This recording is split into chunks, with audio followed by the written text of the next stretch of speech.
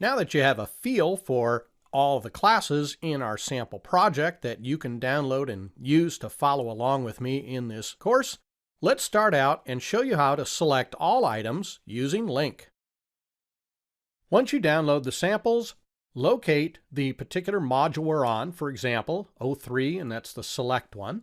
There'll be two folders underneath here, Finish and Start. Finish has all of the finished samples after I've done them in the video. Start is where you can follow along with me.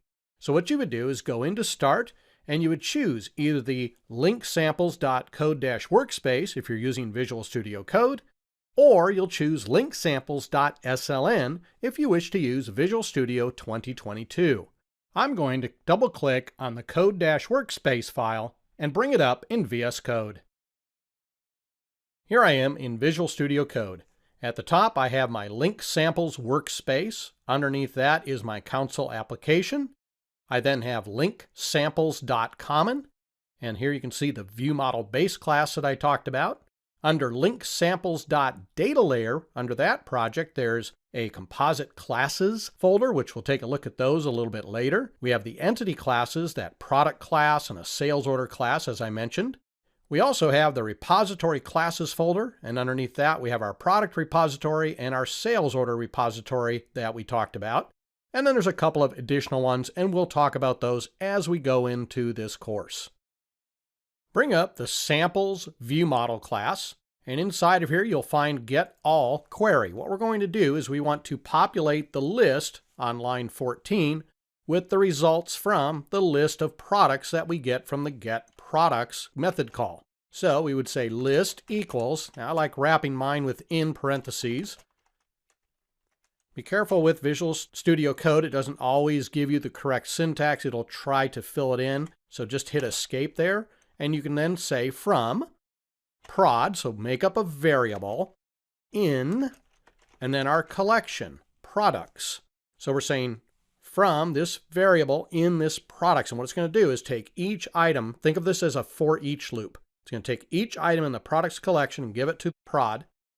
Then you select prod, and that selects the complete object. And then what I'm going to do is apply a toList here. By applying the toList method, it takes it from what's called an IEnumerable and casts it into a list of product objects, because that's what I've defined the variable list to be.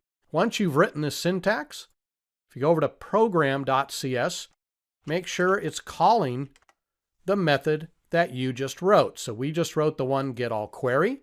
So make sure this says getAllQuery, and then you're allowed to go ahead and run.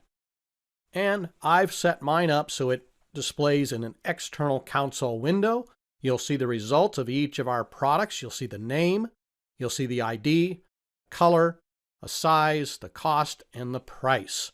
Now, the way that I set this up to be an external editor is under the VS Code in the launch. I set here on line 17, console, external terminal.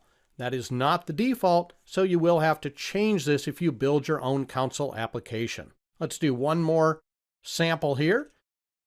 We'll come down here to the getAll method. We're going to do the same thing, same result, but what we're going to do is use the method syntax. So now we're not doing the from and the in and all of that. What we're going to just simply use is the select method. You have a variable for this lambda expression that passes it each time through the loop. The select, think of the select as looping through, passing in the product object each time to the first parameter there, prod, passes it to the other side, which simply says, okay, return prod. Go ahead and do your toList. Take your method name here, go over to program.cs, copy it there, go ahead and run, start debugging, and you should get the exact same results in your console window. Now let me point out a couple of things about the methods that I'm writing here for the course. There are many methods within the samples ViewModel class, and that's why I had to set the list variable to new so that all methods would compile. Once you set the list to the results of the query, you can eliminate the equals new portion. I just did this just so that we can get things to compile. Also, In a real-world scenario, you can actually eliminate the list variable. You can simply return the results of the query. The only reason I'm doing this is in the course, I will be showing you the results of that list variable in the debugger, so it just makes it easier to add the variable while we're doing this course.